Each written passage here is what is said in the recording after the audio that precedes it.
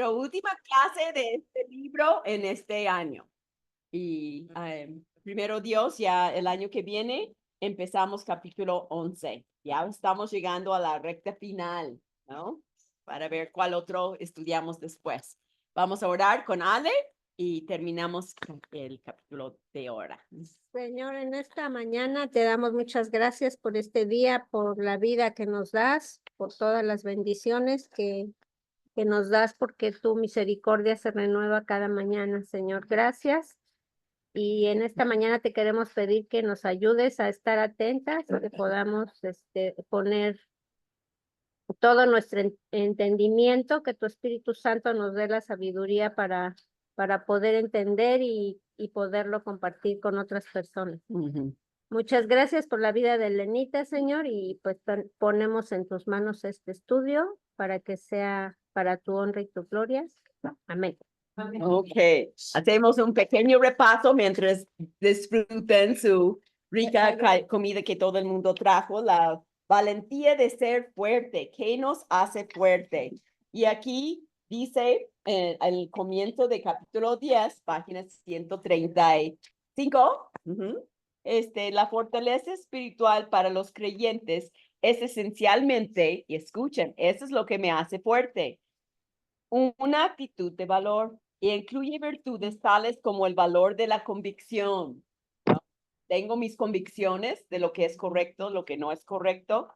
El valor de ser inflexible, aunque me están haciendo bullying, ¿no? Aunque me pongan presión, ¿no? La familia, ¿no? Los vecinos, las amigas. El valor de confrontar el error y la falsa doctrina. Estamos en nuestras reuniones navideñas y están diciendo bueno, hay que aceptar a todos, hay que respetar lesbianismo, homosexualismo, transgénero, todo está bien, ¿no? Si mientras tengas amor y una sola pareja, ¿no? No. El valor de confrontar el error y la falsa doctrina, el valor de confrontar la intimidación y la persecución y aún así permanecer comprometidos con lo que es correcto. Eso nos hace ser valientes. Página 136, repaso. Hay que vivir por principios en lugar de hacerlo por capricho o por mi opinión, ¿no? Cuando estudiamos la Biblia, ustedes se dan cuenta, nunca les pregunto, ¿y tú qué opinas? ¿No? Para una respuesta. Les pregunto, ¿qué dice la Biblia? Porque lo que Elena Parker opina vale gorro. Lo que Dios dice vale oro, ¿no? Siguen a lo que Dios dice, no lo que yo diga. Siempre lo que digo debe de estar reflejado porque lo saco de la palabra de Dios, ¿no? Y tú también. Entonces, principios en lugar de hacerlo por capricho o por opinión, ¿no? No siempre busca la salida fácil. Es más cómodo, ¿no? Tuve un roce con Mica. Mejor me finjo demencia y no le hablo. Ajá, no, por usarla como ejemplo. ¿Quién tiene roces con Mica? Por eso la usé. No, hasta risa le da, ¿no? Pero así somos, ¿no? A menos de que sea alguien que te hace cosas y te hace cosas y dices mejor espacio, porque necesito que se tranquilice la cosa, ¿no? No siempre busca la mujer valiente, la mujer fuerte en valor, no busca la salida fácil. Es fácil tirar la toalla, pero no es lo que agrada a Dios. Hay que siempre ver qué dice Dios. Eso debe de ser nuestra pregunta de todos los días, de todo lo que decido hacer. Dios, ¿tú qué opinas? ¿Eso está bien? Sino que confronta los diferentes desafíos, asume serios riesgos cuando es necesario y permanece firme contra la oposición a la verdad. Es decidido y tiene propósitos y metas definidos y avanza. No se queda ahí en mi burbuja, ¿no? Aquí estoy más cómoda. Hay que ver qué es bíblico. Y pasamos un buen rato viendo qué significa de portarnos varonilmente. Es la idea de ser fuerte en el Señor de todo lo que hemos leído. Y muchas veces Vimos versículos la semana pasada que nos exhorta, ¿no? Esforzaos y cobrad ánimo. Requiere esfuerzo. No es fácil, ¿no? Todos los días tenemos que esforzarnos. Hay cansancio y me esfuerzo. Dios, eso te agrada, dame la fuerza para hacerlo.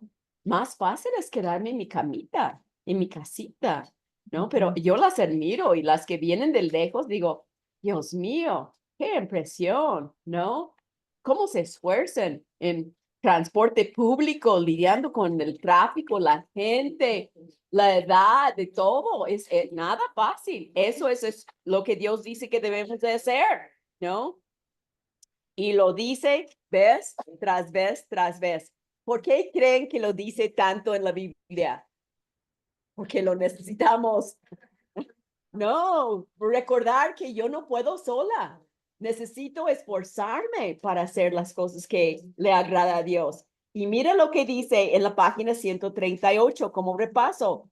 En resumen, ser esforzado y valiente significa vivir a la altura de las circunstancias personales, los cuales se encuentran en la palabra reveladora de Dios, ¿no? Tener fortaleza. Y dice, obediencia a sus mandatos, a sus mandamientos. Ay, yo me acuerdo otro sobrino nieto, cuando tenía 2 años y jugando en las persianas, y yo vi un peligro potencial porque podría cortarse. Y le dije que no lo hiciera y me miró, no obedecer, no obey, no obey. 2 años, ¿no? Y seguimos con esa rebeldía en nuestra alma. No obey, no obedecer, no. Y sufro las consecuencias. Y sabemos que, ¿cómo voy a poder obedecer? ¿Qué me va a dar esa ayuda que necesito para obedecer? El Espíritu Santo. Tengo que depender de Dios. No es algo sola. ¿Y cómo voy a tener esa ayuda del Espíritu Santo? Así venía y pregunté a Amanda, ¿y en la semana escuchas algunos sermones? Sí, me mandan y yo escucho. Digo, eso es lamentarnos, cambiar ese coco que tan fácil se va con el mundo y las ideas de la gente que nos quieren hacer a su manera, ¿no? No nada más se conformen en pecar.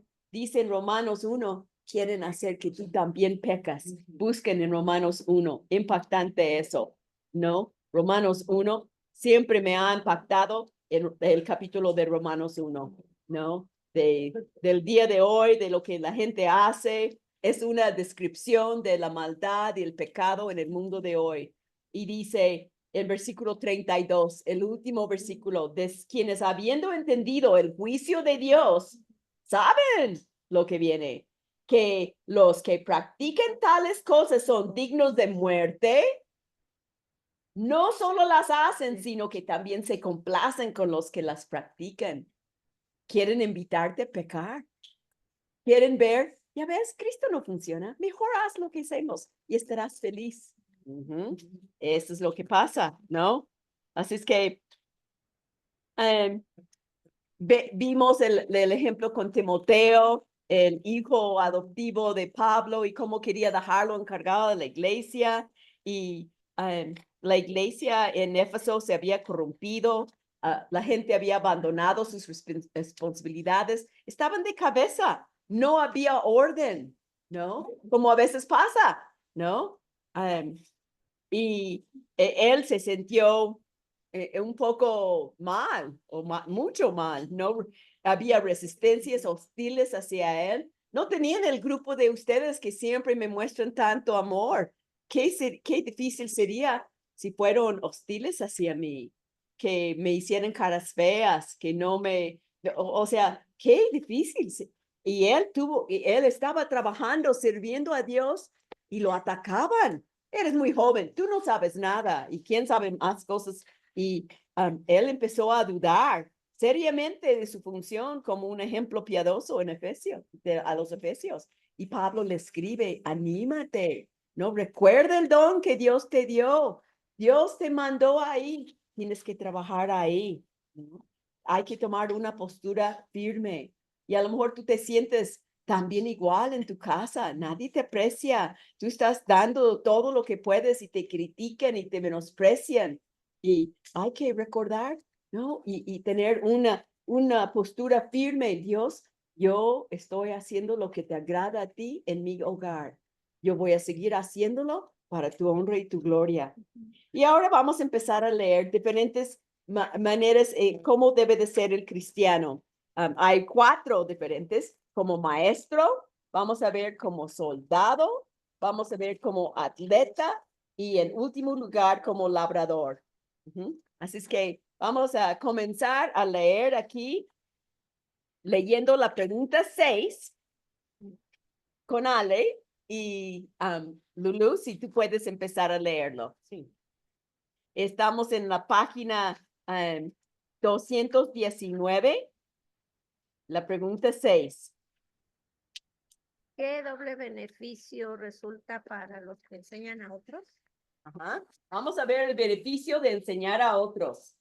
Empezando a leer en la página 140 hasta lo último. El cristiano como maestro. Pablo comienza su progresión descriptiva exhortando a Timoteo a ser un maestro. Lo has oído lo que has oído de mí ante muchos testigos. Esto encarga a hombres fieles que sean idóneos para enseñar también a otros. Primera de Timoteo. No tienen que leer el versículo, está bien. Enseñar a otros mejora nuestra propia comprensión de las Escrituras y también fortalece y amplía la base de nuestras convicciones. Hay 4 razones básicas por las que esos beneficios se acumulan para el maestro fiel. Así es que ahí vamos a poner un número 6 arriba en la página 141. ¿Qué 2 cosas sacamos de provecho si somos maestras? Y por eso siempre les digo, lo que aprenden aquí deben de enseñar a otra persona, ¿no? Tomar el libro, lo que ya leímos, subrayamos, contestamos. ¿Qué va a hacer? Enseñar a otros. Mejora nuestra propia comprensión, subráyalo, de las escrituras. Yo aprendo mucho más por las preguntas que me hacen.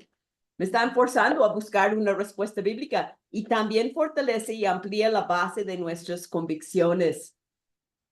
Anímate, enseña a alguien, pide a una vecina, una hija, una prima, a alguien. Mira, leí este libro.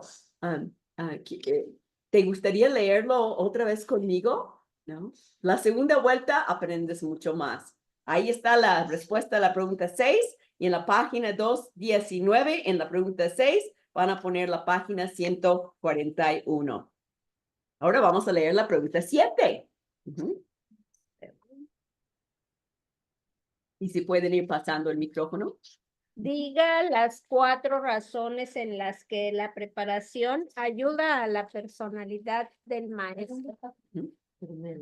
Ok, vamos a ver esas 4 diferentes razones.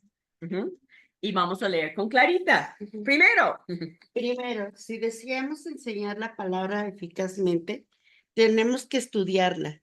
Enseñar, por lo tanto, proporciona un verdadero incentivo para profundizar en la palabra con completa devoción. Como norma, no la estudiamos con el mismo nivel de minuciosidad y dedicación cuando no tenemos que enseñarla. Y esa es la cuestión. Enseñar nos motivará a mantener buenos hábitos de estudio bíblico. Sí, cuando enseñas, yo sé, tengo que haber leído. Tengo que compartir con ustedes. Por eso, generalmente no doy muchas vueltas más en la semana. Que todo el tiempo necesito para preparar las clases, uno para el día siguiente. Entonces, subrayen número 1 primero. Si deseamos enseñar la palabra eficazmente, tenemos que estudiarla, ¿no? ¿Quieres enseñarla bien? Tienes que estudiar. Y a lo mejor por eso dices, no, ¿cómo voy a enseñar? Es que tienes que estudiar y no quieres estudiar. Cuando estaba viendo un video de los 50 años del aniversario de MacArthur sirviendo como pastor en la iglesia, y él cuando estaba siendo entrevistado para el pastorado de la iglesia de Grace, él dijo, si a mí me aceptan aquí como pastor, yo voy a pedir 30 horas de estudio a la semana para preparar el sermón. Y ustedes van a hacer el trabajo en la iglesia. Él vio que era tan importante estudiar para prepararse, para invertir en nuestras vidas. Y fue bueno para los que asistían, para que no nada más estuvieran, a ver, aliménteme. Hay que trabajar también. Entonces, subrayen la primera parte y profundizar en la palabra con completa devoción. No es, estoy estudiando, pero ahí está mi celular y cualquier motivo, hay un mensaje nuevo en Instagram, veo mi mensaje y no estoy estudiando con devoción. ¿Qué pasa? A mí me jala, ¿no? Y tengo que recordar, no, estoy ahorita estudiando, después veré. Entonces pongan un 7 ahí, es la primera de 4 y vamos a seguir leyendo. Ahora con Amanda. Dice, la necesidad del maestro de estudiar también lo ayudará a disciplinarse a sí mismo.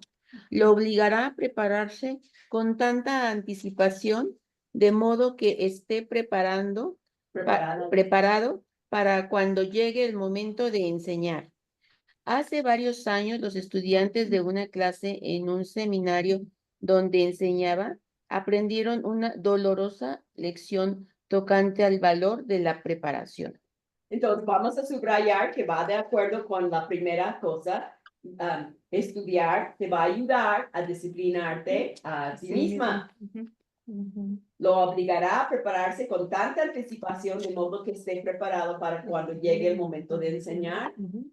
Yo estudio y oro y sueño de mi clase, ¿no? Para que lo voy dando vueltas. ¿Qué voy a hacer? ¿Cómo lo voy a hacer?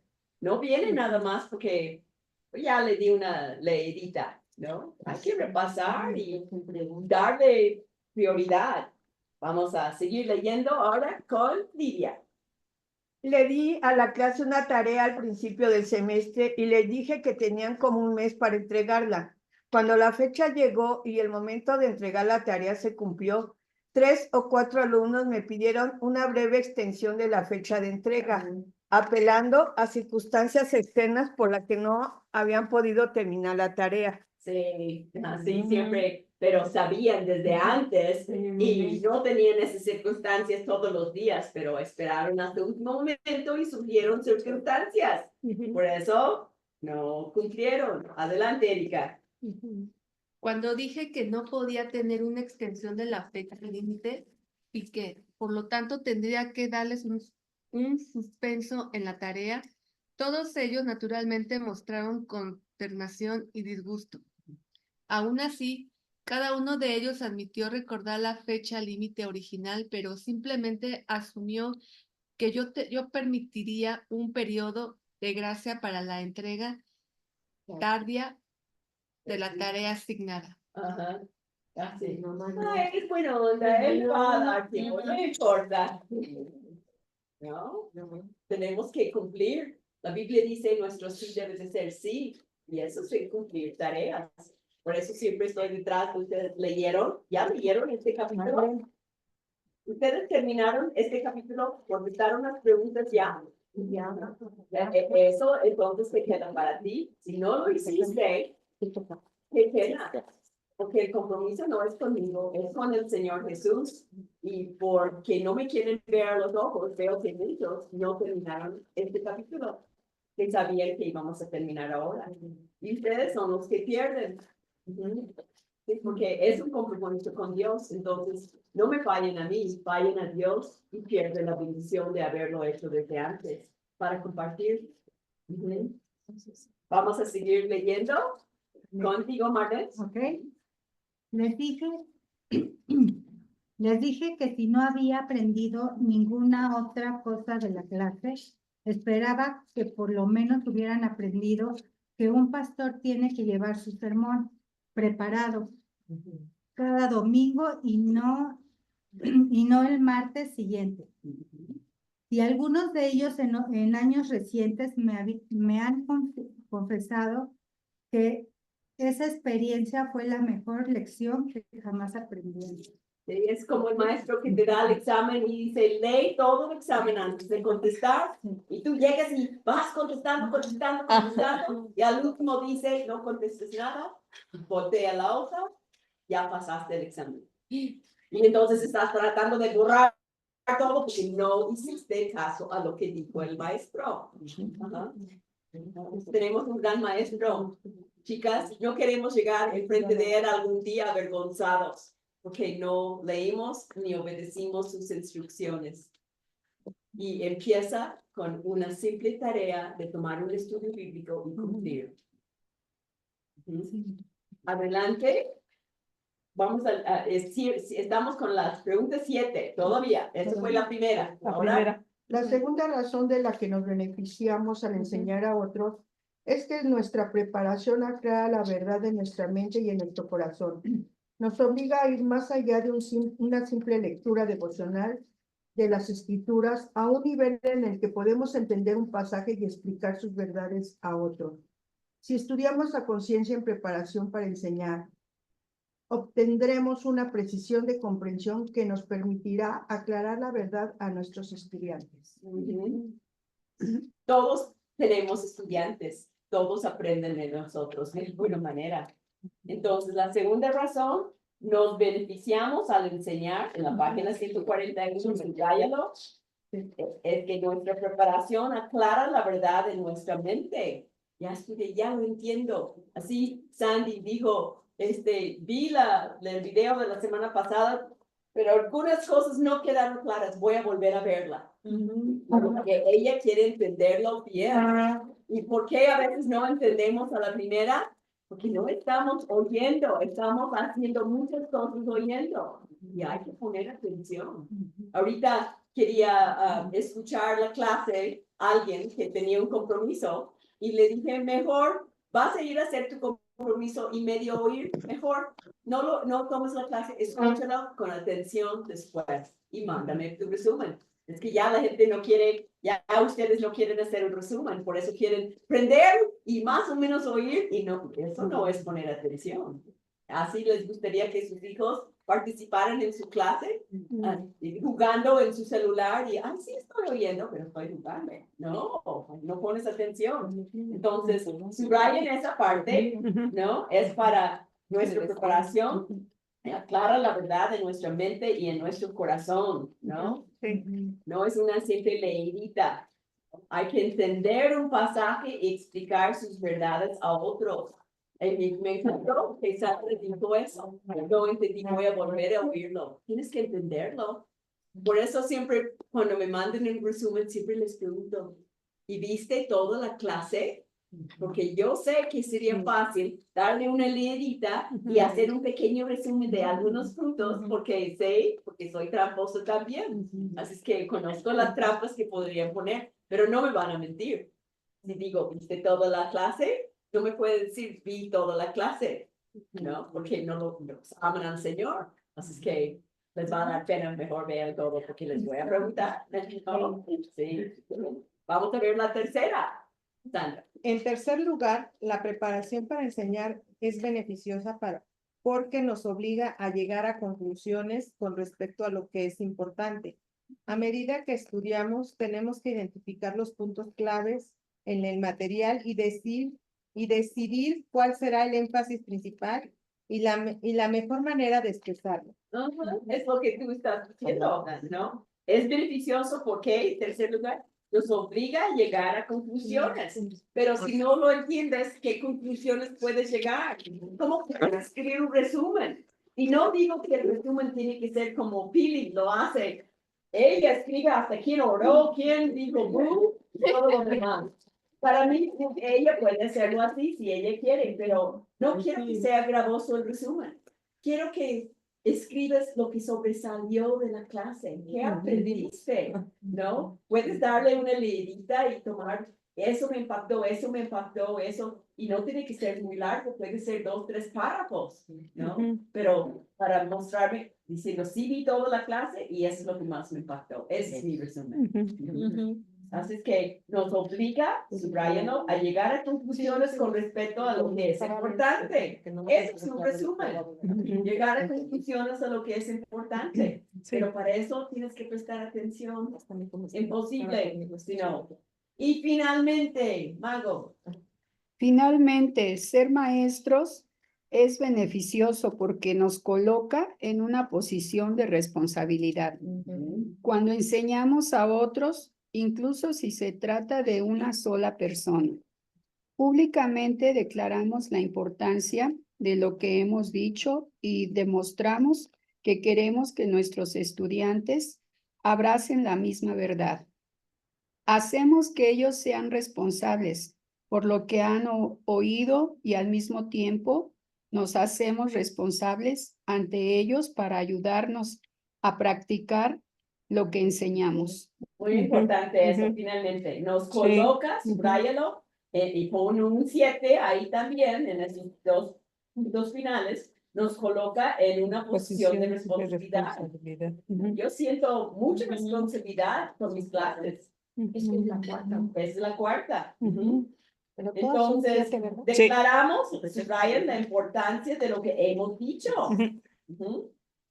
Y queremos que nuestros estudiantes abracen la misma verdad. Quiero hacer pequeñas helenitas de todos ustedes que invierten en otras personas, ¿no? A tu manera, ¿no? Y nos ayuda a practicar lo que enseño. Ustedes me conocen en mi casa, en las buenas, en las malas, y tienen que ver que estoy en la misma lucha que ustedes. No puedo ser aquí pero vamos al cafecito y maldigo y descargo de las películas feas que veo y el chisme. Conozco gente en liderazgo que hacen eso. No podemos tener doble cara. Tenemos que ser siempre iguales. Eso es ser auténticas y genuinas delante de Dios y delante de las demás personas. Muy importante. Y por eso sigue diciendo, Mica. A ver, ahí va. Dice, si pretendemos ser cristianos robustos, necesitamos enseñar a otros, ya sea alguien en nuestra familia, un hermano en la fe que es menos maduro o un nuevo creyente. Comunicar la sana doctrina con su práctica es una parte integral de la preparación de la nueva generación de cristianos fieles. Ok, la pregunta, ¿quién quiere ser un cristiano robusto? Robusto. ¿Quién? Pues debemos de quererlo. Enseñar, Ojo, enseñemos. Si no quieres, cuestiona tu cristianismo. ¿Quieres siempre ser bebé? No. ¿Nunca quieres crecer? ¿Quieres que tus hijos se queden enanos? No, tu deseo es que crezcan, que maduren, que hagan algo en la vida. Bueno, entonces, no lo dije nada más yo. MacArthur lo dijo. Dios lo dice. Lo que has aprendido, enseña a otros. Sí, no hay de otra, chicas. Adelante, Phoebe. Durante mis años como pastor, me he beneficiado grandemente de mi función regular como maestro. Recuerdo lo que enseño de la palabra de Dios y se lo creo porque está siendo refinada y reforzada en el crisol del estudio constante. Dice, sé lo que creo. No, no te lo creo. No, Sé lo que creo. Y sé de lo que creo, porque está siendo refinada y reforzada en el crisol del estudio constante. Eso promueve una verdadera propiedad del material que presento para la enseñanza. Se convierte en un tejido de mi vida y en la sustancia de mi fortaleza espiritual. Yo siempre soy considerado responsable. Cualquier declaración errónea o desviación verdadera o aparente que haga que las personas piensen que soy incongruente con mi enseñanza anterior, produce el envío de cartas, llamadas telefónicas, fax y mensajes electrónicos a mi oficina. Cualquier cosita, ¿no? Y luego en los chats, por eso trato de tener cuidado, porque a veces ponen cosas que sugieren, como pasó ahora, alguien puso algo que hablaba de mujeres en liderazgo, que para algunos le hizo pensar que la mujer podría ser pastora. Entonces aclaré, la Biblia enseña que la mujer no puede ser pastora. No puede enseñar a mujeres y puede enseñar a niños. pero no pastora. Ujú. Gracias, me dijo. Ya, punto cerrado. No hay vuelta de hoja. ¿No? Pero por eso a varios de ustedes les ha tocado que les digo, quiten su mensaje, porque no está bien. Sí. Y ahora ya cambió en WhatsApp y yo puedo quitar tu mensaje sin que sepas. Eso me gustó, pero me gusta explicarte por qué. Ujú. Quiero enseñarte Claro. de todo. Entonces, subrayen ahí la primera línea. Si Ujú. pretendemos ser cristianos robustos, necesitamos enseñar a otros. Ujú. Y ahí abajo, porque está siendo refinado y reforzado en el crisol del estudio constante, Ujú. ¿no? Sí. Adelante, Chelo. Ser un maestro En el de la segundo. palabra de Ujú. Dios Aquí. es una situación informal. Aquí. No exige que tengamos A ver, vamos a esperar porque ahí quedaron. Van a subrayar ahí en ese Ujú. párrafo porque está siendo refinado y reforzado en el crisol del estudio constante. Ujú. Sí, la estamos buscando. Ajá. Está en la tercera línea. Sí, ok. Sí, que mencioné el antes y ahora mencioné ese también nada más para estar seguro de que lo habían subrayado. Ahora seguimos con el último párrafo. Ujú. Ser un maestro de la palabra de Dios es una situación informal. No exige que tengamos el don de la enseñanza.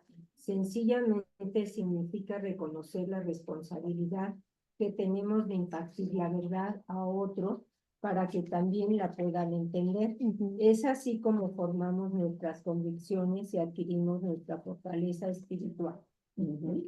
Y mi porción de la Biblia favorita para mujeres es el Tito, capítulo 2, nada más escuchan. Pero, ¿qué deben de ser las ancianas? ¿No? Enseñar. Tienen que enseñar a las mujeres más jóvenes. Ujú. Y tienen que enseñarles cosas prácticas. Ama a tu marido. Difícil, ¿no? Y Tito 2, 3 al 5. Ama a tus hijos. A veces Ujú. te sacan de edificios, ¿no? Y hay que enseñarles cosas tan prácticas. ¿Cómo puedes amar a ese sapo? Ese señor que se porta peor, ese señor con demencia, ese señor que es un poco agresivo, ese señor que no te da dinero para comprar una torta. ¿Cómo puedes amarlo? ¿No? Tendríamos motivos de decir, mira, él no me ama, él no me cuida, él no me da, pero estoy obedeciendo a Dios, estoy amándole. Eso es lo que en la Biblia, por eso estudiamos, ¿no? Tenemos que estudiarlo, ¿no? Tenemos que partir a otros. Y así, así vamos aprendiendo y creciendo. Ujú. Así como dice, me encanta, ¿no? Ser un maestro de la palabra de Dios es una situación informal. No tienes que tener el don de enseñanza. Tienes que enseñar lo que has aprendido. Y hay alguien que necesita escucharlo. Tenemos que impartir la verdad, subráyalo. Hay que impartir la verdad a otros. Así es como formamos nuestras convicciones y adquirimos nuestra fortaleza espiritual. Ahora, bueno, ese es maestro. Ahora vamos al segundo, ser como soldado, y vamos a leer la pregunta 8. ¿Qué ha utilizado el sistema mundial que justifica que los creyentes estemos en una guerra espiritual? Ya todo eso fue las 7 que pusieron ahí, que pueden poner en las 7 páginas 141 y 2. Y ahora vamos a ver el número 8, ¿no? Y te toca a ti leer. El cristiano como soldado. La siguiente imagen que Pablo presenta a Timoteo de un cristiano robusto es la de un soldado. Tú, pues, sufre penalidades como buen soldado de Jesucristo. Ninguno que milita se enreda en los negocios de la vida, a fin de agradar a aquel que lo tomó por soldado. Necesitamos comprender desde el principio de la vida cristiana que estamos enfrascados en una seria guerra espiritual y es una gran batalla. No, aquí no dice enfrascados en una seria guerra espiritual y en una gran batalla ideológica. Tratamos con personas del mundo que no conocen a Cristo, esto es, entre los incrédulos, a quienes el Dios de este mundo les cegó el entendimiento, para que no les resplandezca la luz del Evangelio de la gloria de Cristo, el cual es la imagen de Dios. Y el poder de ese sistema mundial aprisiona a los incrédulos con una apelación a sus deseos, codicias y orgullo. Ese sistema también ha levantado una formidable fortaleza ideológica detrás de que las personas pueden esconder toda clase de falsas religiones, falsas filosofías y como visiones en contra de la Biblia. Ajá, mucho ahí. El soldado, subrayen el soldado, ¿no? Y Estamos en tenemos guerra. que subrayar, necesitamos comprender desde el principio de la vida cristiana que estamos enfrascados en una seria guerra espiritual y una gran batalla ideológica. Bien entendemos eso, lo vivimos todos los días, ¿no? Y subrayan al final, el poder de este sistema mundial aprisiona a los incrédulos con una apelación a sus deseos, codicias y orgullo, ¿no? Y así ellos pueden esconder toda clase de falsas religiones, falsas filosofías y cosmovisiones en contra de la Biblia. Y quieren hacernos creerlo. Y lo estamos viendo en grande en la sociedad en que vivimos, con la SEP, los libros, las nuevas leyes, ¿no? Así es que lo que leímos aquí, lo estamos viviendo y pueden poner un número 8 ahí, porque que ha utilizado el sistema mundial que justifica que los creyentes estemos en una guerra espiritual. Todo eso, esas ideologías, ¿no? Somos soldados. ¿Cómo estamos en la guerra de nuestro mundo? ¿Ah? Y habla más de nuestras responsabilidades con Maggie. ¿Podrías leer, Maggie? Ya leímos todos aquí, menos Fer, pero ahorita y Elsa, en un momento. Ya le dije a Maggie. ¿eh? Y tienen que venir La para responsabilidad del creyente. La responsabilidad del creyente es, por lo tanto, asaltar el reino de las tinieblas. Con la ayuda del Señor, rescatar a las almas perdidas en esas tinieblas y traerlas al reino de luz. Como dice el apóstol Judas, tenemos la tarea de arrebatarlos del fuego. todo ese párrafo. Así Eso es lo que tenemos así que es. hacer. Esa es la respuesta a la 8, ¿no? Sí, Asaltar el reino de las tinieblas con la ayuda del Señor, rescatar a las almas perdidas de esas tinieblas. No quedarnos calladas. No, pues hay que respetar cada quien. No, estás mal. Necesitas ver lo que Dios dice, porque el mundo te va a jalar para hacer lo incorrecto.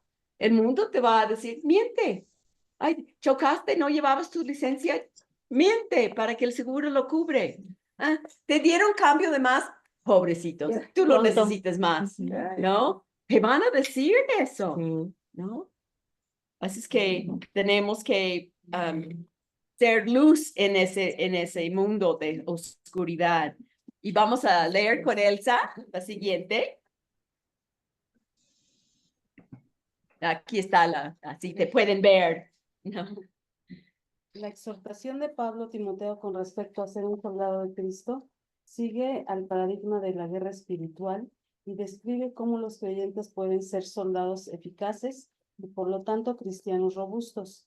Debido a que somos soldados, no debe sorprendernos si el esfuerzo es extenuante y las tareas desafiantes. Y debemos estar perplejos y retirarnos cuando encontramos conflicto.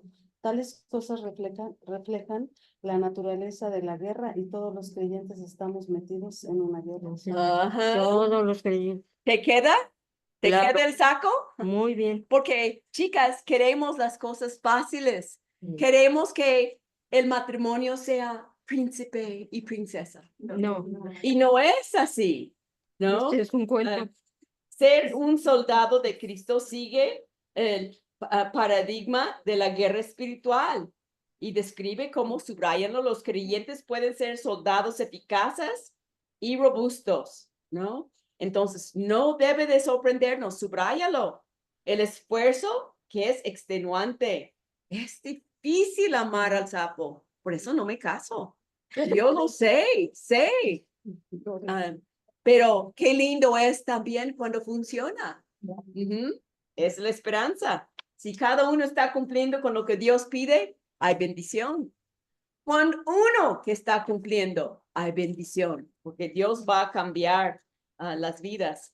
Ni debemos estar perplejos y retirarnos cuando encontramos conflicto. Hay conflicto, me retiro, ¿no? Tales cosas reflejan la naturaleza de la guerra y todos los creyentes estamos metidos en una guerra. Y si no estás en una guerra hoy, espérate, mañana habrá otra. Otra oportunidad para hacer lo correcto delante de Dios. Sí. Adelante, Per.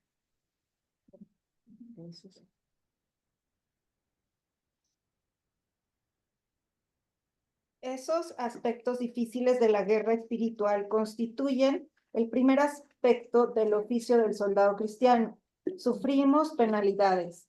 Eso significa que hay grandes riesgos y necesitamos tener nuestras prioridades en orden y poner nuestra vida en sintonía con la causa de Cristo. Eso nos exigirá el ejercicio de otras características como ser vigilante, comprender las estratagemas de Satanás y ejercitar el discernimiento.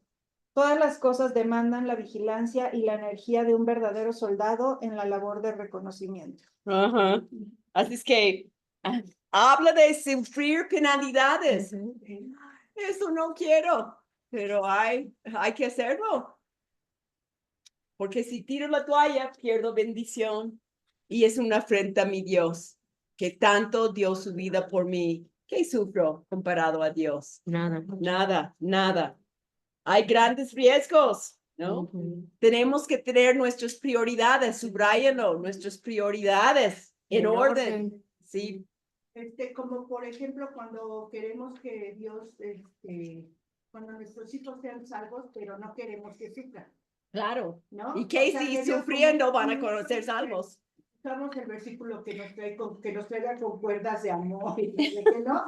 Siempre usamos eso, pero pues no sabemos cómo Dios los va a traer. Entonces, la oración debería de ser, pues, que nos fortalezca y que nos ayude cuando esté pasando el sufrimiento del hijo para que venga a Cristo. Y que, sí, exactamente, muy bien, ¿no? En la página 144 hay que ser vigilantes, listas, sabiendo las artimañas del enemigo, ¿no?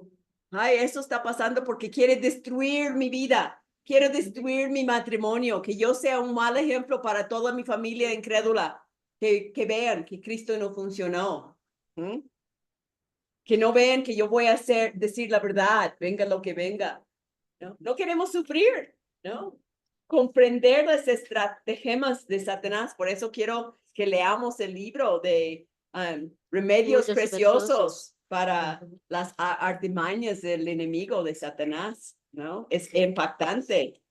Hay que tener discernimiento. Todas las cosas demandan la vigilancia y la energía de un verdadero soldado en el labor de reconocimiento. Chicas, ¿eres soldada? Estamos en guerra. Esperen el ataque.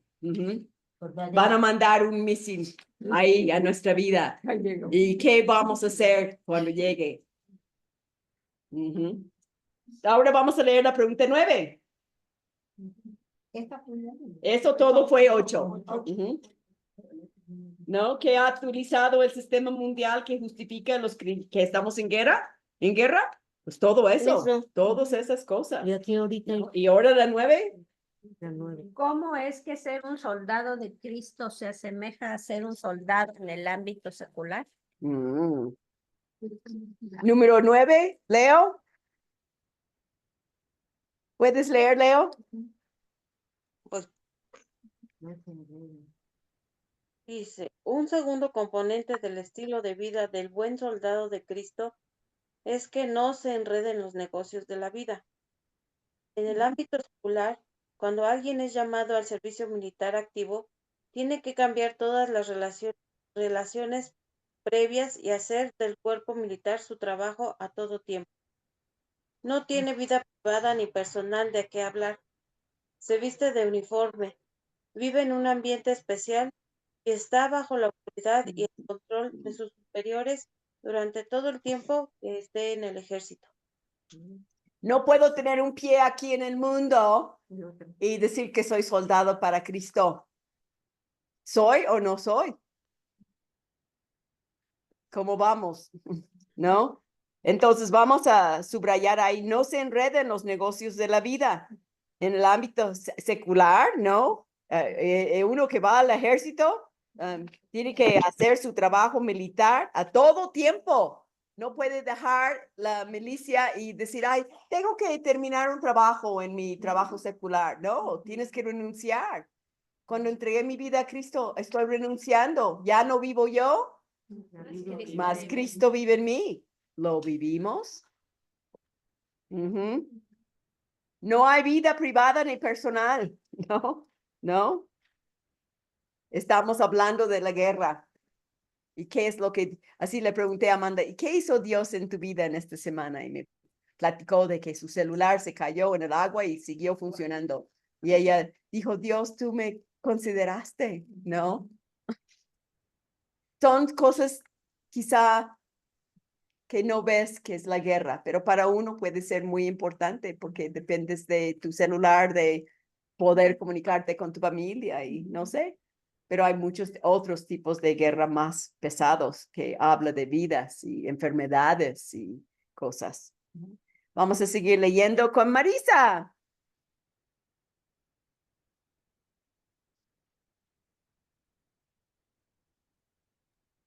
Pregúntale. Ser un soldado. ¿Qué dice que dónde vamos? No es que los cristianos, página 144. Sí. Ay, perdón, ser un soldado en el ámbito. Ser un soldado en el ámbito espiritual es muy similar. Hemos sido llamados a servir al comandante supremo, el Señor Jesucristo. Eso es tiempo completo, o sea, un compromiso para toda la vida. Podría llevarnos a niveles severos de sufrimiento, como en el caso de Pablo, o el nivel mucho más liviano de infortunio, como ocurre con la mayoría de nosotros.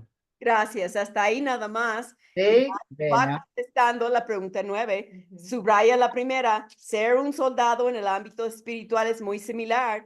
Hemos sido llamados a servir al comandante supremo, Dios mismo, al Señor Jesucristo, y eso es tiempo completo, o sea, un compromiso para toda la vida, 24/7.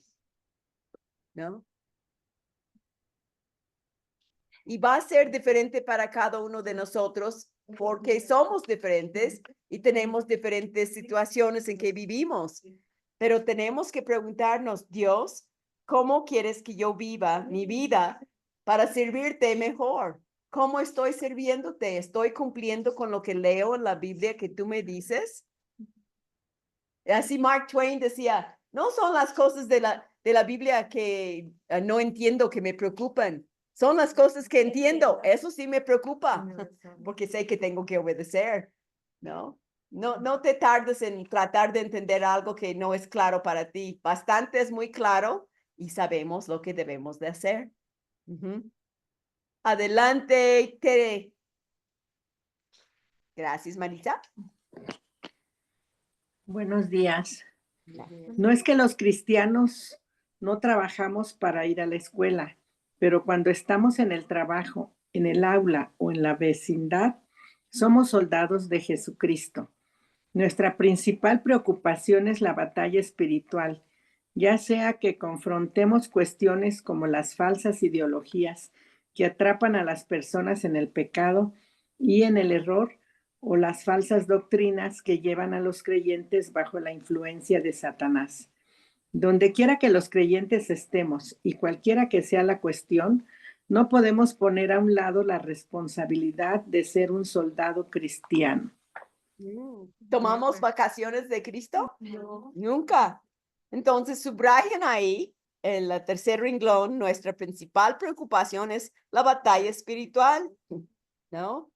Y puede ser las ideas falsas y de ideologías que estamos viendo hoy en día que atrapan Mira cómo dice, atrapan a las personas en el pecado y en el error. Y sí, el pecado te atrapa. Ujú. Yo me acuerdo, un amigo mío tuvo un encuentro homosexual cuando él estuvo en otro país y le amarré sus manos. Le dije, estás empezando en ese pecado. A ver, voy a amarrar tus manos. Y lo amarré ligera. Y dije, ¿puedes desatarlo? Y lo pudo hacer. Dijo, pero si tú sigues alimentando ese pecado que empezaste a hacer, le amarré más fuerte. ¿Puedes desatarlo? Con dificultad lo hizo. Y le dije, pero si sigues, y lo amarré tan fuerte que yo tuve que desamarrarlo. Eso fue lo que pasó en su vida. Murió de SIDA. Sí. Dios quería liberarlo y tenemos que luchar con la gente, ayudarles a no apapachar su pecado, ¿no? Confrontar y nos van a decir, ay, tú eres muy creyente, así como mi amigo viviendo un adulterio que le confronté y él dijo, es que tú te autojustificas, tú no me estás juzgando, tú, ¿no? En vez de ver, yo estoy viviendo mal delante de Dios, ya pequé, ¿para qué le pongo en orden? Romanos 6, léelo, ¿no? Así es que nuestra principal preocupación es la batalla espiritual, ayudar a la gente atrapada en pecado y el error o las falsas doctrinas y que llevan a los creyentes bajo la influencia de Satanás. Tenemos que hablar en amor a la gente, ¿no? No podemos, la última estrofa, subráyalo, no podemos poner a un lado la responsabilidad de ser un soldado cristiano. Bueno, sí podemos, pero vamos a tener mucha vergüenza delante de Dios. Ahí sí, estaba hablando con Amanda, a veces decimos, ay, me da pena. Digo, esa es pecado, me da pena. ¿Sabes qué? Pena con Dios por no cumplir con lo que Él dice, pero no con la gente, porque si te esfuerzas a hacer lo correcto, ¿por qué pena? Ay, me da pena que tengo canas. Dios me dio canas. No, me da pena que hablo chueco. Soy gringa, me dio esa nacionalidad. Pues no me da pena. Sé que me equivoco, pero ¿qué? ¿Pena? No, gracias que puedo hablar. Gracias que puedo servirle. Gracias que son muy lindas conmigo y me corrigen, ¿no? Pero, pena con Dios, no con la gente, ¿no? Si no, pon en orden lo que te causa pena. Vamos a leer la pregunta 10.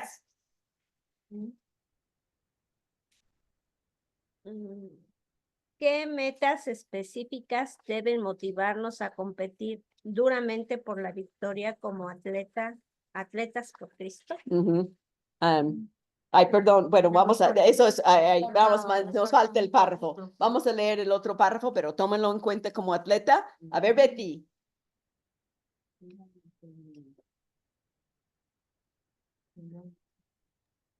Listo, buenos días a todas. Finalmente, ¿verdad? Ahí. Dice, finalmente el verdadero soldado de Jesucristo procura agradar a aquel que lo tomó por soldado. Si estamos metidos en una guerra espiritual, está claro que hay solamente una persona a quien en realidad tenemos que rendir cuentas. Esa persona es Dios, nuestro comandante.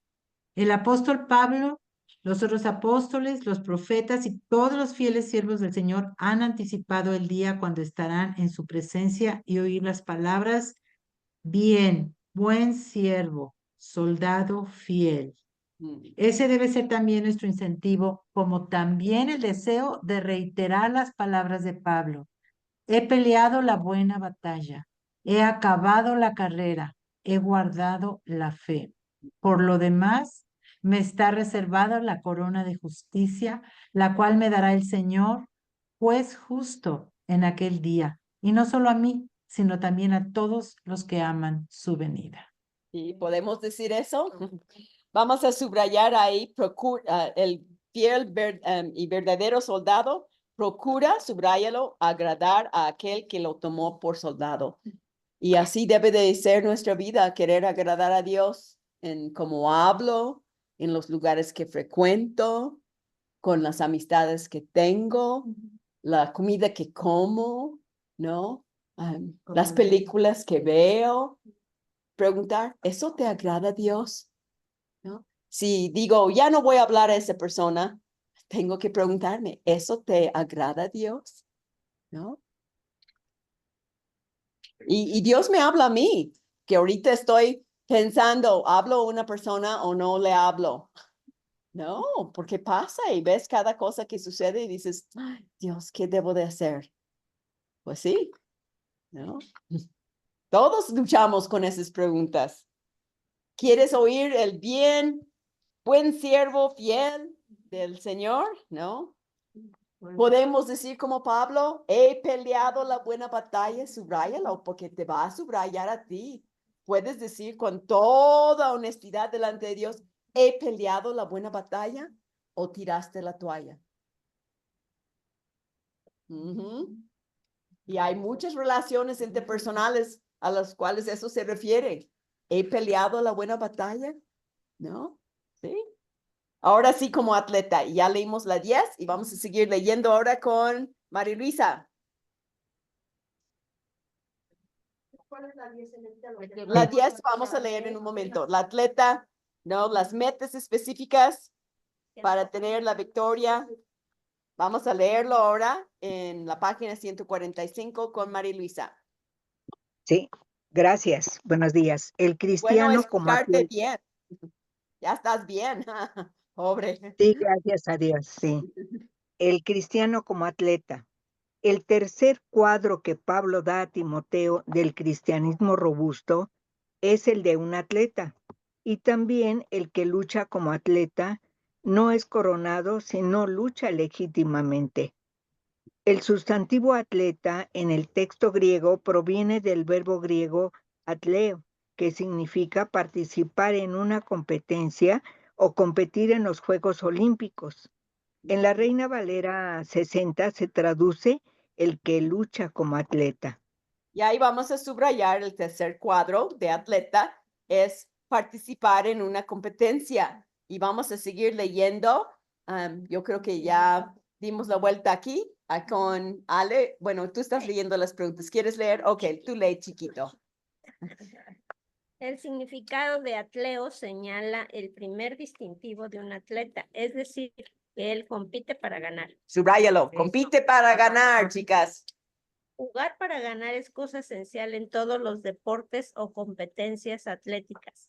Cualquier otra cosa, en el mejor de los casos, es una desilusión y en el peor, una vergüenza y un deshonor. Sí, subrayan una vergüenza y un deshonor si no compites rectamente. Lulucita. El apóstol Pablo estaba interesado en ayudar a otros creyentes a entender lo que él sabía, que luchar por alcanzar una meta final es algo necesario para un cristiano robusto. El cristiano corre para obtener un galardón, como vimos en Mateo 25, 21, 23 y en Timoteo. Pablo prosigue a explicar la razón y la manera de luchar al correr la carrera de la vida cristiana. ¿No sabéis que los que corren en el estadio, todos a la verdad corren, pero uno solo lleva el premio? Corred de tal manera que lo obtengáis. Todo aquel que lucha, de todo se obtiene. Se abstiene. Ellos a la verdad para recibir una corona corruptible, pero nosotros una incorruptible. Exactamente. Entonces vamos a subrayar ahí, alcanzar la meta final. Todos los días estamos tratando de alcanzar la meta final. Deje que yo viva para ti, Dios, ¿no? El cristiano corre para obtener un galardón. Y si algo te está desviando en esta vida para no obtener ese galardón, aléjate. No hay de otra. Huí, ¿no? Corred de tal manera que lo obtengáis, dice. Adelante, Clarita. Y vamos a pasar el micrófono. Y vamos a ver las metas ahora para contestar la pregunta 10. Los cristianos robustos trabajarán duro en el estadio espiritual cuando entienden que hay metas espirituales y eternas con juego. Con juego. En juego. En juego. Otra vez, léelo. Ok. Los cristianos robustos trabajarán duro en el estadio espiritual cuando entienden que hay metas espirituales y eternas en juego.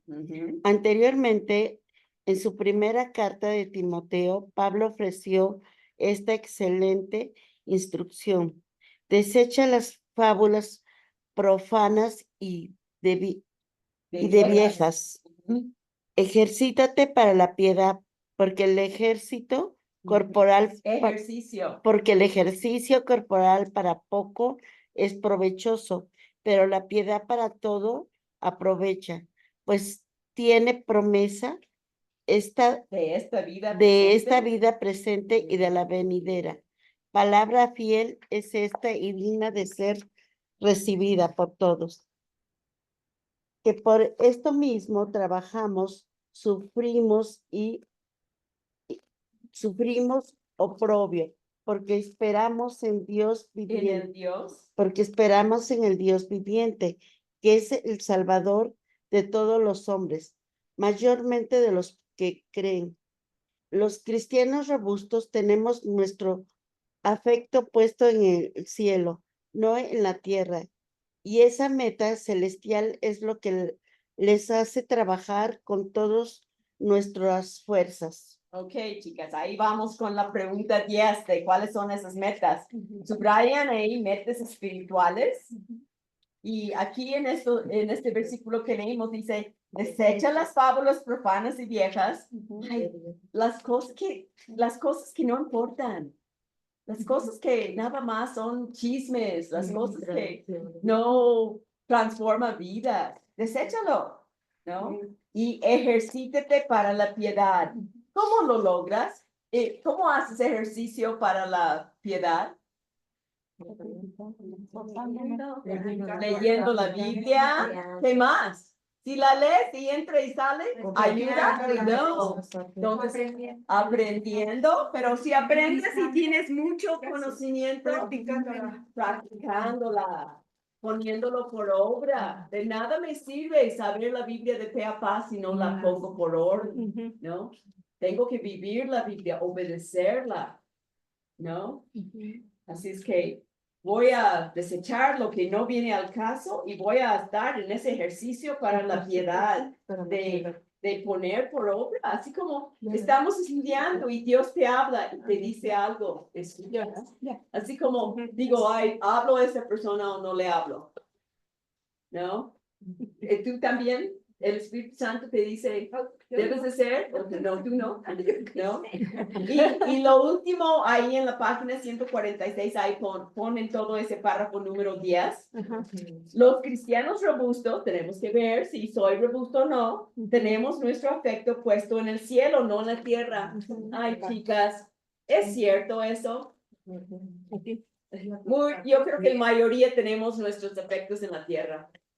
¿No? Es como cuando Toño dice, ¿cuántos quieren ir al cielo? ¿Cuántos quieren morir? Eso no es tener el afecto en el cielo. Afecto en el cielo, sí, Dios, cuando tú quieras. No, es como tú quieras. Tenemos nuestro afecto puesto en el cielo, no en la tierra. Y esa meta celestial es lo que les hace trabajar con todas nuestras fuerzas. Pero no es irte al África para ser misionero. Vive en tu casa. Vive en tu casa lo que debes de ser. Habla a tus vecinos de Cristo. No tienes que ir alrededor del mundo para hablar a la gente de Cristo. Hay gente por todos lados que necesitan, ¿no? Entonces, esa es la pregunta 10. Vamos a leer la 11. Si tienes chance, aprovecha, pero también... Por eso en Grace no mandan misioneros si no lo están haciendo en casa primero. No mandan misioneros si no están discipulando primero, ¿no? Que no estén enseñando. Porque pues, viven con esa ilusión de ir a servir y no sirven donde viven. Y eso ha pasado y ya no están en la obra misionera porque mandaron gente que no lo hicieron. Adelante. De varios ejemplos de los deportes populares de necesitamos competir según las reglas. Porque tenemos que vivir según las reglas y mira, que eso sí es de vergüenza, eso sí debe de darles pena, vergüenza, lo que hicieron. A ver, vamos a seguir leyendo. Voy yo. El atleta honesto y dedicado tiene otra virtud de carácter. Lucha legítimamente. Subrayalo. Esa es la respuesta. Síguele. No será como algunos de los atletas de las Olimpiadas recientes quienes han defraudado y no solo se han deshonrado a sí mismos, sino también a los países que representan. Y subraya ahí, no solo se han deshonrado a sí mismos, sino también a los países que representan. Cuando un líder peca, no nada más se deshonra, pero deshonra su iglesia, la gente, las ovejas. Cuando tú no vives como Cristo quiere, deshonras, no nada más a ti misma, pero la familia, ¿no? Tu testimonio con los demás. Vamos a seguir leyendo ahí con Lidia. Y pasen el micrófono. Por ejemplo, sabemos ahora en el transcurso de 4 o 5 Olimpiadas, durante los últimos 25 años, mujeres atletas, notablemente nadadoras de la antigua Alemania Oriental, usaron esteroides y probablemente otras drogas para mejorar el rendimiento y conseguir grandes ventajas físicas sobre sus contrincantes. Los Juegos Olímpicos de 1996 en Atlanta revelaron que muchos atletas de la China continental estaban implicados en violaciones de las reglas similares. Y también está el caso famoso del gran corredor canadiense, Ben Johnson, quien violó las normas en las Olimpiadas de Seúl del año 1988. Después de una gran carrera en la que consiguió la medalla de oro en los 100 metros lisos, dio positivo en el análisis de una sustancia ilegal y fue despojado de su medalla. Es que en la pregunta dice, nombra algunos de esos deportes, ¿no? Y pues aquí nadadoras, corredoras. Pero nosotros también, así les he platicado que alguien en nuestra iglesia manejando sin licencia y le chocaron y vino el seguro y todo y sus papás y como no trae su licencia, la mamá mintió y dijo que ella estaba manejando y llevaba su licencia para que el seguro lo pagara. Eso es hacer lo mismo, usar droga. Es mentir. No podemos. No queremos hacer las cosas chuecas.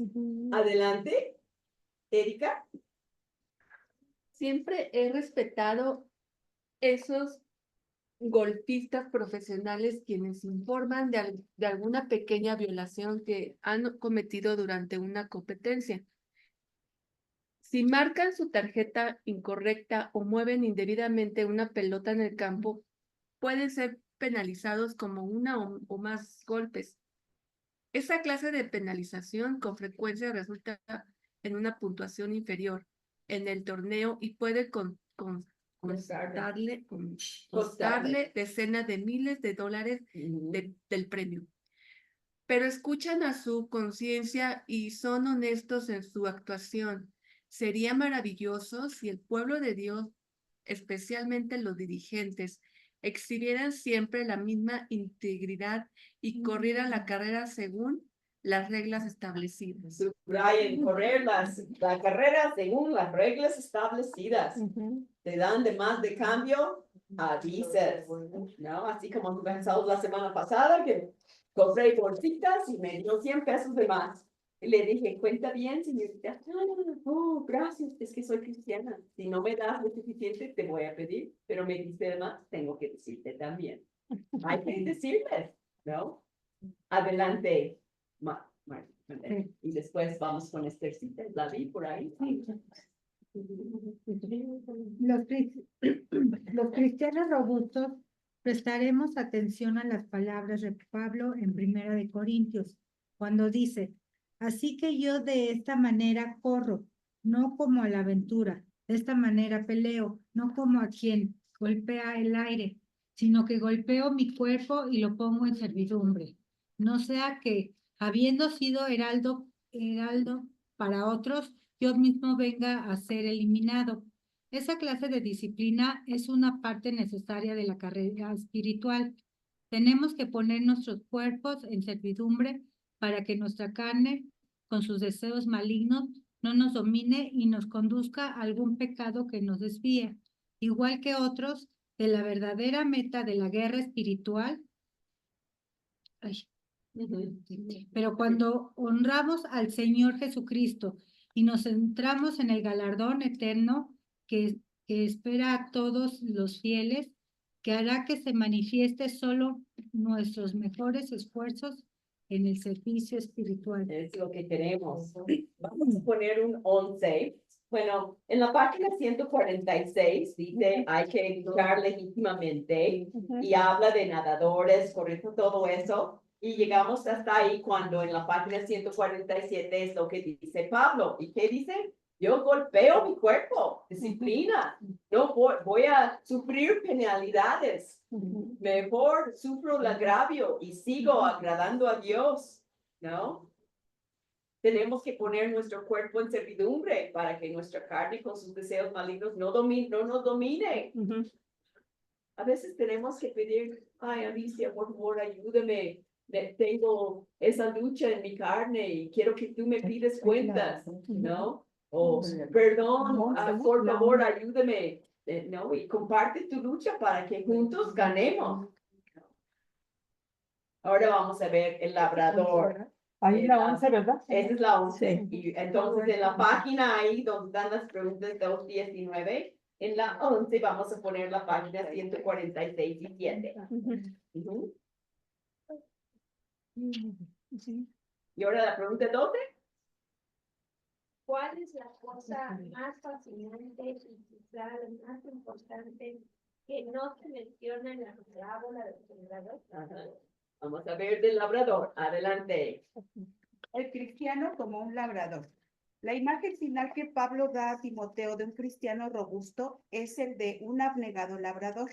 Y la primera tarea del labrador espiritual es ocuparse en sembrar la semilla de la palabra de Dios, tal como lo hizo el hombre de la parábola del sembrador. De otro, que ya dimos vuelta y no estuviste por el tráfico. Sí. La parábola de Jesús ilustra 4 clases de terrenos, personas y sus diferentes niveles de receptividad a la semilla, la palabra de Dios. 3 de los terrenos eran malos y dieron respuestas negativas, y 1 de los terrenos era bueno y dio una respuesta positiva. Algunos terrenos son duros e inmediatamente rechazan la verdad.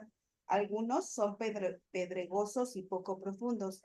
Reciben la palabra con gozo temporal, pero la dejan ir bajo el calor de la tribulación. Otros terrenos están llenos de espinos. Esos también reciben la semilla temporalmente, pero el engaño de las riquezas y las nocivas hierbas malas del materialismo mundano pronto toman control y ahogan el fruto de la palabra. Así que estamos viendo el labrador, ¿no? Y vamos a subrayar que la tarea del labrador espiritual es ocuparse en sembrar la semilla de la palabra. Muy importante detalle ahí. Y vamos a ver qué es lo que no es responsable de hacer, ¿no? Y nos habla de esos terrenos, 3 eran malos, 1 era bueno, y vamos a ver de la tierra buena. ¿Y qué pasó con Ana María? Es hermosa, ¿verdad? Todavía no hemos llegado a la respuesta. La buena tierra es productiva, pero en 3 niveles diferentes, a 30, 60 y a 100 por 1. Adelante. Era poco. La cosa más fascinante con respecto a esta parábola es que no dice nada con respecto a la habilidad del sembrador. Totalmente desestima la noción contemporánea de que para ser eficaz en el evangelio, los cristianos los cristianos tenemos que usar la fórmula correcta o implementar cierto programa que emplee la técnica apropiada del acercamiento amigable. En cambio, la cuestión es la condición de los terrenos. Ese punto puede destacarse mediante una ilustración adicional. Imagínese usted a un labrador experimentado que siembra la semilla con gran habilidad y destreza.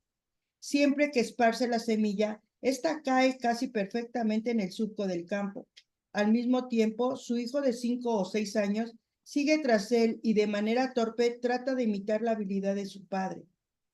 Pero su mano gordita y sus dedos cortos erráticamente esparcen las semillas sobre la cabeza y la espalda de su padre, con otros puñados esparcidos por aquí y por allá, fallando en el surco. Pero algunas de las semillas lanzadas por el hijo caen en buena tierra y producen una buena cosecha. Entonces, ahí vemos la pregunta 12. Vamos a subrayar la primera frase que leyó. La buena tierra es productiva, pero en 3 niveles diferentes, a 30, 60 y 101. La cosa más fascinante con respecto a esta parábola es que no dice nada con respecto a la habilidad del sembrador. Totalmente desestima la noción contemporánea de que para ser eficaz en el evangelismo tienes que saber. Yo voy con ella porque ella sabe hacerlo. Y siempre me lleva a ver Jonás, el libro de Jonás. Él no quería ir a testificar a Nínive. Él huyó, se fue en sentido contrario. Se va en un barco y lo sacan al mar por la tormenta. Un pez grande lo traga y ya después lo vomita y, ok, Dios, voy a hacer lo que tú quieras. Y va a Nínive y pregona la palabra, predica. 8 palabras. De aquí a 40 días, Nínive será destruido. Elocuente, estudió un curso, sabía qué decir gran cosa. No. Y todo el pueblo se salvó. La tierra fértil. Dios es el que salva. Yo tengo que hablar. Y a veces tenemos temor. El enemigo usa el temor. Yo no sé hablar. Y sé que si me preguntan algo, ¿no? Mi trabajo es hablar. Entonces, pongan un número 12 ahí. Y subrayen ahí. Así que tenemos que usar la fórmula correcta o el programa, la técnica apropiada. No. La cuestión es la condición de los terrenos. Ora para que Dios nos dé terrenos fértiles. Dios, haz que mi esposo sea fértil para que él escuche la palabra. Haz que mis hijos tengan ganas de aprender. No, haz que ellos no. Y siempre oramos, Dios, dame palabras para decirles, y realmente no importa tanto que digan, es el terreno. El terreno tiene que estar bien. Okay. Vamos a leer ahora la 13. Córrele. ¿Cuál es la moraleja de la parábola del sembrador?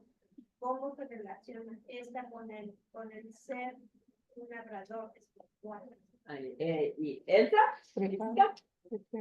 ¿Quieres ver?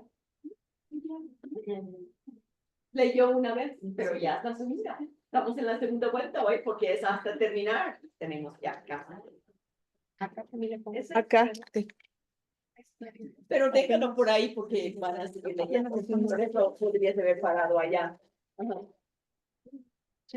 Esa historia ilustra el principio de que siempre que la semilla cae en buena tierra, produce fruto, ya sea que la semilla sea esparcida por un sembrador hábil o inexperto.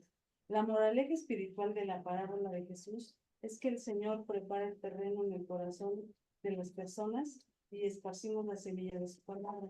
Mientras más semillas distribuimos, mayor es la probabilidad de que caigan en el terreno preparado. Ajá. Oh, qué claro. Pone un 13 ahí.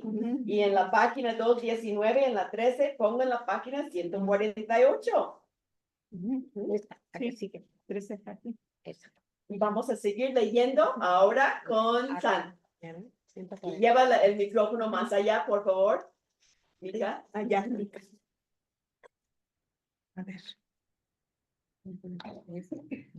Por lo tanto, el cristiano robusto, que es un buen labrador espiritual, nunca dejará pasar la oportunidad de esparcir el evangelio. Trabajará arduamente en esa labor, ya sea que el terreno parezca duro o sensible. La palabra de Dios tiene un propio poder. Su propio poder. La palabra de Dios tiene su propio poder y los creyentes solo tienen que llevar a las personas a ella y dejar que esa haga su obra. El sembrador no tiene autoridad para manipular ni para alterar la semilla. Su función es simplemente esparcir. Eso nos ayuda, ¿no? Sí. Siempre pensamos, yo tengo que convencerle. Y si yo le convenzo, no serán cristianos, serán elianos. Siguen Elena, ¿no? Entonces vamos a subrayar ahí la palabra de Dios tiene su propio poder, ¿no? Las personas tienen que, hay que llevar a las personas a ella y dejar que ésta haga su obra. Nuestra función simplemente es esparcir la palabra. Esparcirla. Adelante, Mago. No solo el labrador espiritual diligente siembra la semilla de la palabra, sino que también trabajará duramente para regarla y edificará sobre la siembra de alguien más. En otras palabras, el labrador será un segador. Como dice, para participar de los frutos debe trabajar primero. Una de las principales razones por las que debemos amar la siembra de la semilla es el estimulante gozo de la siega. Así como el labrador se regocija cuando recoge una buena cosecha, así también el sembrador de la palabra de Dios alaba al Señor cuando su palabra adquiere raíz en la vida de alguien y produce el fruto para vida eterna. Entonces, habla de nosotros, el labrador, hay que regar la semilla. Eso me toca, dar seguimiento, seguir dando buen testimonio, ¿no? Dar la palabra. ¿Y Per, puedes seguir leyendo? Sí.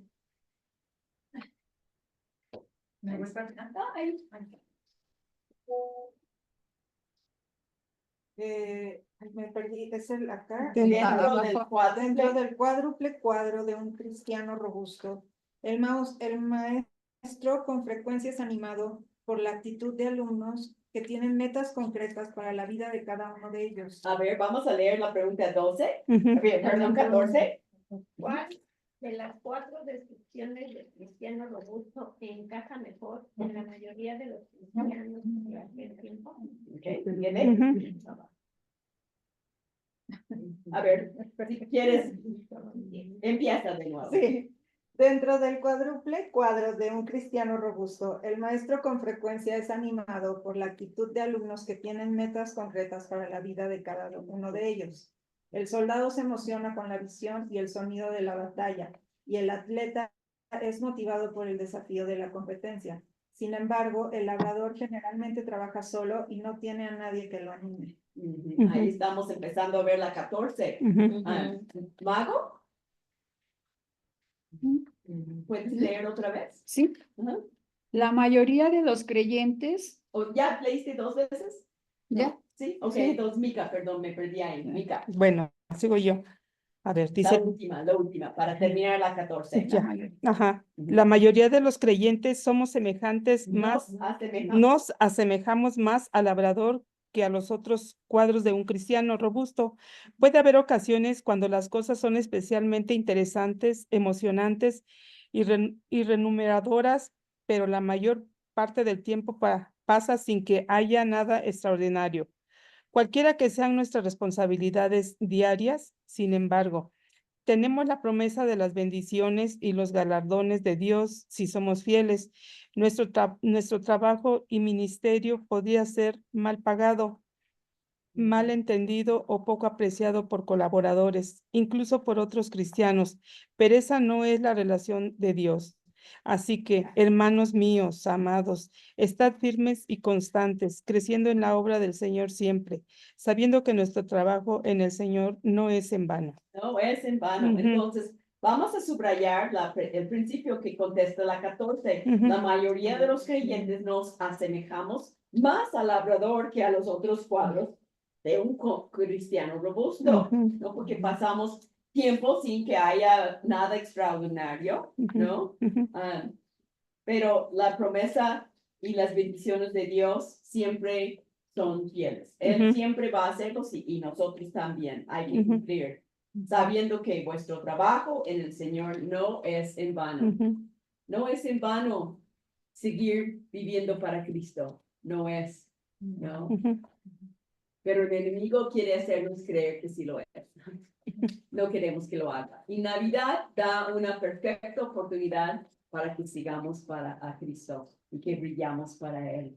Sí, Erika. Como hace 8 días o 15 días que estuve con mis parientes, ahorita mi hija me está llevando a la iglesia y en eso entra mi papá, ¿no? Pues a aconsejarnos que otra vez vaya a la iglesia. Ya te dije que eso no existe. Ya te dije que eso es manipulación para controlar tus ideas y tus decisiones. Aquí está. Además está muy lejos, hija. No, estás allá, Vegas, está muy lejos. Pero a mí no se me ha complicado llegar. Entonces, mi hija ahorita me está encargando de llevarme. Igual opino. ¿Y para qué vas hasta allá? Entonces yo me quedo callada, Lerita, porque normalmente maldicen al Señor y yo no quiero estimularlos cuando hablo de la palabra a que digan cosas que no nos gusta escuchar.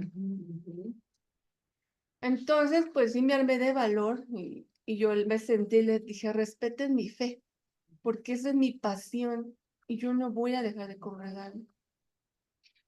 Ya no dijeron nada. Pero después, al siguiente fin de semana, que los volví a ver otra vez. Ya te dije que eso no, me dije, ay, de veras. Pero, pues ya les había contestado y tampoco se trata de estar repitiéndoles lo mismo.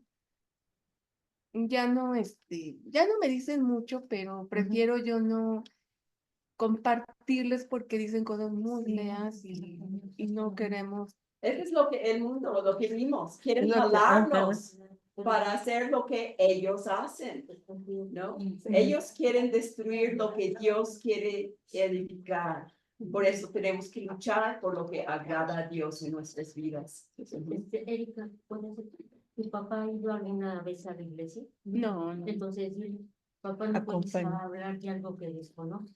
Ve, para que entonces tengas bases y medidas.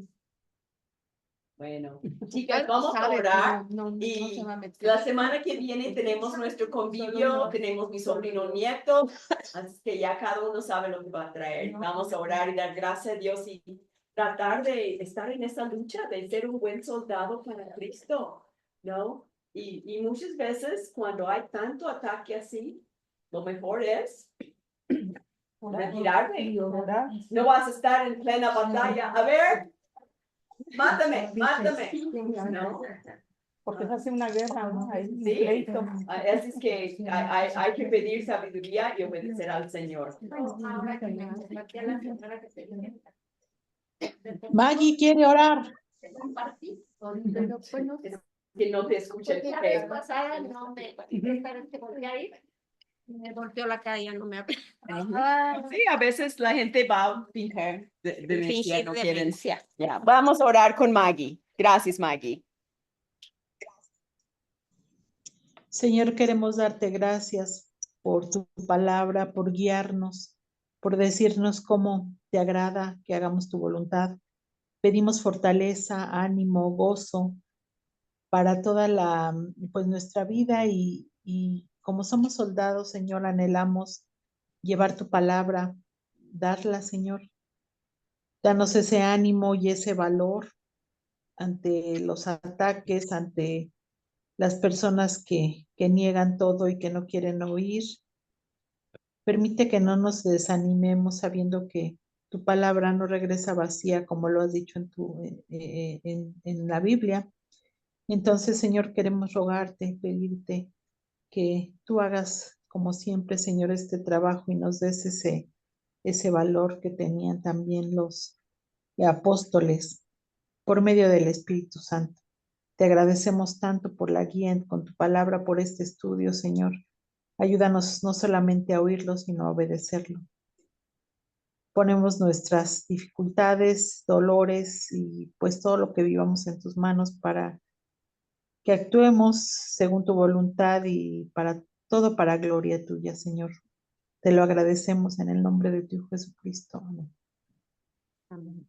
Amén, chicas. Gracias. Gracias. Bendiciones.